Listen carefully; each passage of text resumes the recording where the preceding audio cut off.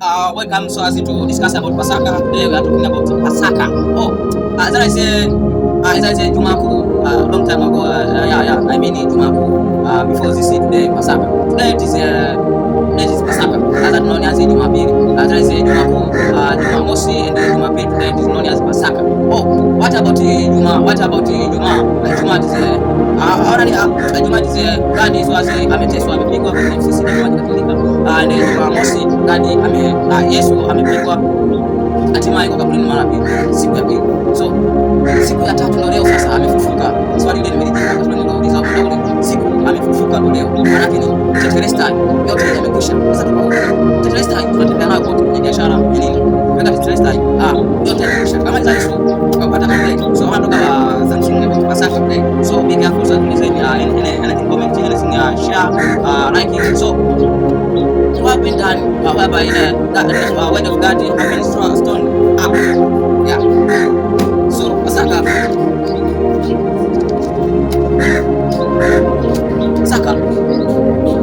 What is the meaning of Pasaka? How about Pasaka? Pasaka, in a word meaning definition, Pasaka ni siku ya wokovu kwa wanadamu. Wanadamu wote, hajeshi Islamu, jeshi la Kristo kwa Pasaka ukifanya kwa wote, everything, everyone, Yesu kufanya kwa wote, dunia yote, mataifa yote. Ni siku ya wokovu kwa wanadamu wote, Yesu Kristo katoa Misri mpaka Kanaani, yani katoa dhambi, katuweka huru. Ndipo Bwana alipofufuka siku ya tatu, tetelestai yote yamekwisha. You know what? Just listen. Be careful for this. Kusoma cha Luka 22 mstari wa 5 inazungumza so just so as to what about wokovu? We will discuss about wokovu. By today, Pasaka, God, everyone have been say what? What about wokovu in English? Shika ni comment that. So Luka 22 nani? I'll be there for my friend. This was discussing so much, discussing God. I don't understand what I'm talking about. That is the word of God. So I don't mean what it is this. That's the word of God. That is the word of God. Yohana 1:1 says that.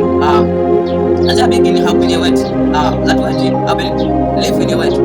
What that live in your word? Before live in your word, how been live in God? That live in God. There is a God. Only God is a word.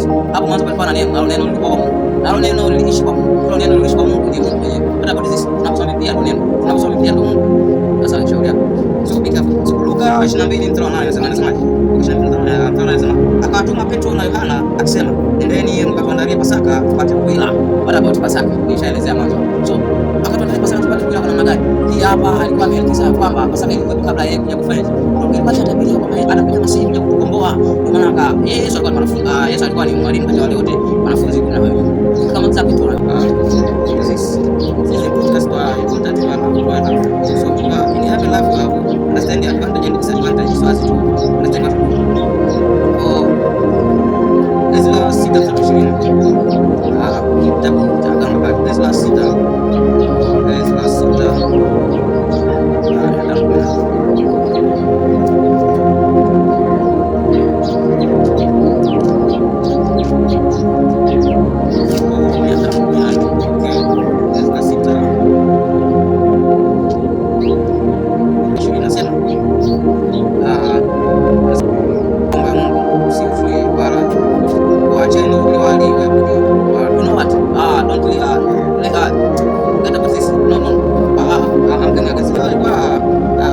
ukiongoza mambo ya rohoni utaenda rohoni, mwisho utakuwa mwana wa Mungu. Sababu wewe ufikiri mambo ya Mungu, unafikiria mambo ya mbinguni, sababu unaishi maisha ya utakatifu ukiwa duniani. Sasa fikiria unaishi maisha ya utakatifu ukiwa duniani, ukiwa mbinguni utaishi maisha gani? Atakuwa upo maisha ya utakatifu. Be careful my friend.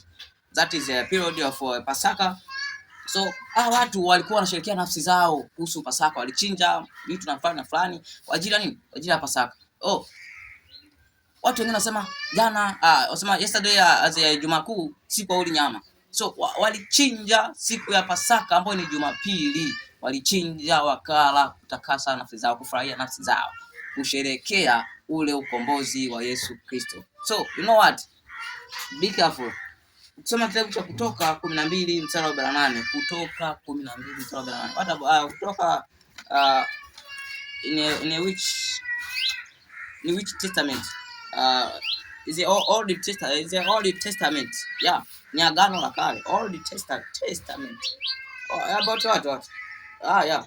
Kutoka 12 kwa Kutoka 12 au 48. Kutoka 12 Kutoka 12:48. Does that say? Na mgeni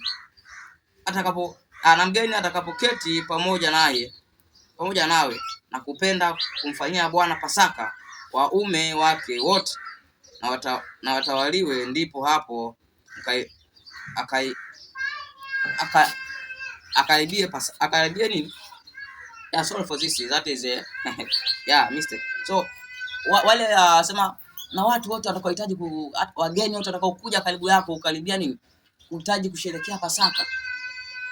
Inabidi kwanza waeleweshe nini maana ya Pasaka. Huenda hawajui, au sije wakasherehekea wajui nini maana ya Pasaka. You know what? It's that, na kuelekeza nini maana ya Pasaka. Na wewe pia ni mgeni, huenda ni mgeni na huenda unajua. So, na kuongezea maarifa na unachokijua, comment there so as everyone can understand it in deep. What about today? What about Pasaka? That is a word whereby God talking with you through me. I'm a tourist. Don't me that tell you that about Pasaka, but no. But it's only God tell you through me, that is a tourist, whereby I translate word of God in every taifa. Yeah. So ukisoma vizuri hapo unagundua kitu kikubwa sana. So mambo tuendelee kitabu cha Mathayo 26 mstari wa 2. Nasema Mathayo 26 mstari wa yeah, New Testament, Mathayo New Testament, yeah. You know what Mathayo New Testament. So ukisoma Mathayo 26 mstari wa 2. Mathayo 26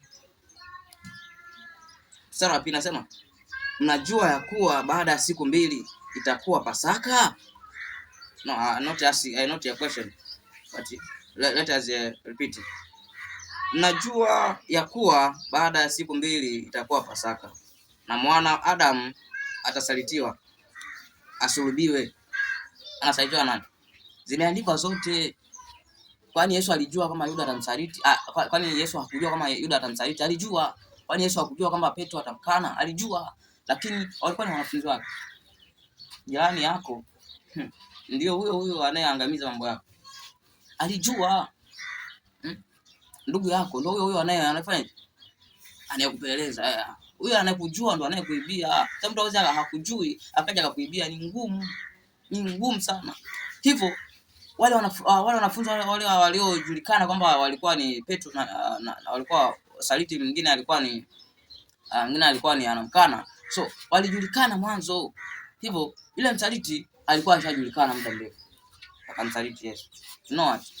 Ilijulikana moja kwa moja kama msaliti atatokea kwenye ile kundi na kumsaliti Yesu. Na yule ndio alisababisha kifo, kwa sababu ndio aliyepeleka taarifa kule kwamba mtu fulani mimi namjua, kwa sababu wanafunzi walikuwa wanafanana. Wote walikuwa wanafanana. Huwezi kumjua Yesu kati ya wale, hata kama akiwa mbele anaongoza wanafunzi wake. Huwezi kumjua, wote walikuwa wanafanana, kwa sababu ukiwa na Yesu unafanana na Yesu.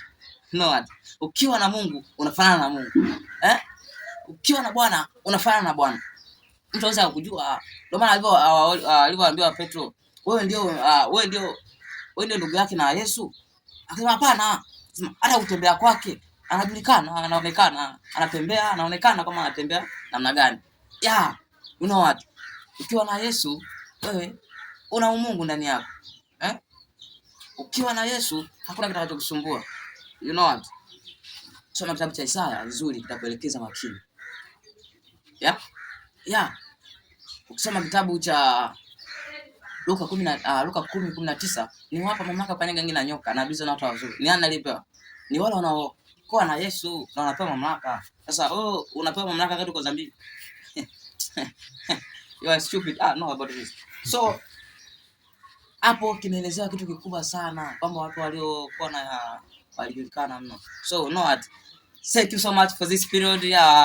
Welcome.